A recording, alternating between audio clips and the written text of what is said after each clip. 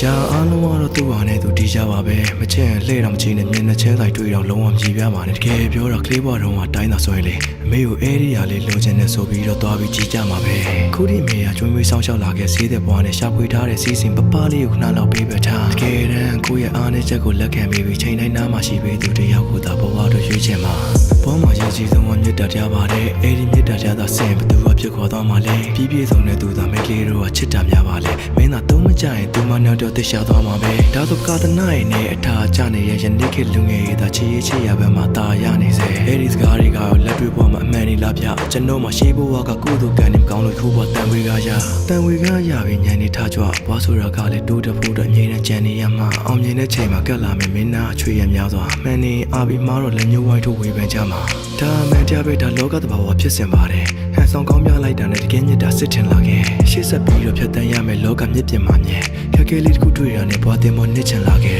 ရုံးကနေနဲ့ပဲချင်းနဲ့ဖြည်းဖြည်းဆက်ပြတ်နေမှာကိုရုပ်တရက်ကိုကပါတဲ့မိန်းကလေးတယောက်ကချက်ချင်းနဲ့တက်ကြွကြတယ်ကဲတော့ချစ်ဆိုတာပူပူနွေ့နွေ့လက်ဆက်နေမှာကိုအလုပ်ပင်မဲ့လဲသူပြုံးလေးနဲ့သာကျုပ်တို့သက်ဆက်နေရတယ်လုံုံစိတ်ချရတဲ့ရင်ဝင်တစ်ခုမှာကိုနားကျင်ခဲ့တဲ့ချင်းအိတ်ချောင်ကိုရဲ့အိမ်မက်တွေအကုန်လုံးကပြိုသွားပြီမဲ့လေလူတယောက်ကိုချင်းကုံပုံအော်ပြီးပြန်လဲမဲ့စွာနဲ့ဒါကြောင့်ချစ်ဆိုတာဘလာမပါတဲ့ကဲဆမ်းမဲပါပဲလူတွေမောချက်လာရင်စိတ်ထွက်ပေါက်တာရှာဖွေနေခဲ့တယ်ချိုးချတော့ဒဏ်ရာတွေရေးမသားပြီးစာရီသေးဖွဲ့လူတဘာဘာချောင်းရတွေကိုစဉ်းစားရင်းနဲ့ငါတွေ့ရခဲ့ဒါနဲ့လောကဆောင်မွေးဝဲမှာမင်းရောပါရီဖြေလဲကဲရချင်းနဲ့ဘွား time တစ်ခုတည်းသာစီစဉ်ခဲ့ရင်ဖိဆိုတဲ့ဝေါ်ဟာရာငြိမ်းချမ်းခြင်းနဲ့မီးနင်းရဲ့အတွင်းထောက်စစ်ဖြစ်လုံးတဲ့ပုံဝန်းကျင်မှာကြုံအောင်ကြည့်ပြခဲ့ခြင်းအေးချမ်းတဲ့ကဘာလေးတစ်ခုမှာဘွားတစ်ပြန်လဲတီးပွင့်ခဲ့ခြင်း